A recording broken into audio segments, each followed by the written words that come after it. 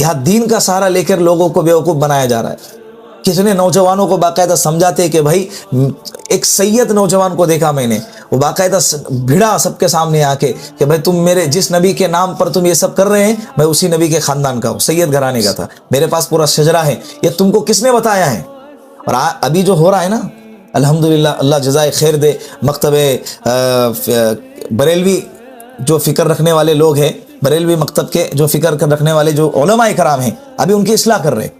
باقاعدہ بیانوں میں ان کو ٹوکا جا رہا، وہ خود بھی ٹوک رہے باقاعدہ کہ جلوس نکالنا اور اسی طرح ڈی جے بجانا، گانا بجانا، عورتوں کو جلوس میں لے کر آنا، یہ بالکل اسلام کا حصہ نہیں ہے. عید میلاد النبی کا بالکل مناسب طریقہ نہیں ہے. مفتی منیب الرحمان صاحب پڑوس کے ملک کے ہیں، مفتی اعظم ہیں پڑوس کے ملک کے، ان کے مکتب فکر کے، بریلوی مکتب فکر کے مفتی منیب الرحمان، سارے لوگ ان کے فتوے کو مانتے ہیں. ایک اخبار نکلتا ہے پڑوس کے اندر، اس کا نام ہے جنگ. کیا نام ہے؟ جنگ. پچھلے ہفتے کی بات ہے، انہوں نے اس جنگ اخبار کے اندر اپنا ایک مضمون شائع کیا.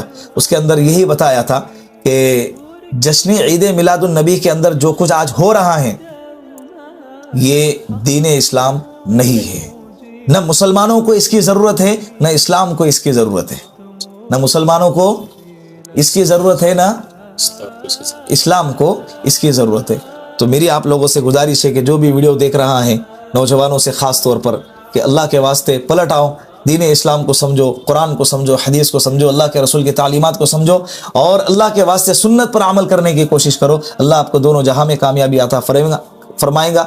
دوسروں کی دیکھا دیکھی میں اپنے آپ میں اتنا نیچے نہ گر جاؤ کہ ہم کہاں آ کر کھڑے ہو گئے ہم کو سمجھ بھی نہ آ جائے. لوگ کہتے ہیں نا کہ بھائی وہ بجا رہے تو ہم ان سے زیادہ بجائیں گے. ایک ریس لگی ہوئی ہے، ایک ریس لگی ہوئی ہے. اس کا ڈی جے، میرا ڈی جے اس کے ڈی جے سے بڑا ہونا چاہیے، میرا جلوس اس کے جلوس سے زیادہ لمبا چوڑا ہونا چاہیے، میرے جلوس میں زیادہ پبلک اس سے زیادہ ہونی چاہیے.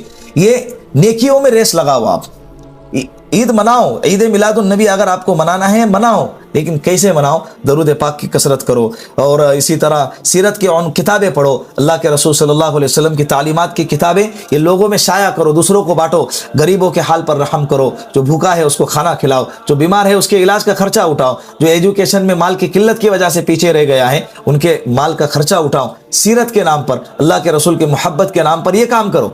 اس دن کرنا ہے تو اس دن کرو، لیکن یہ خرافات سے اپنے آپ کو بچانے کی کوشش کرو.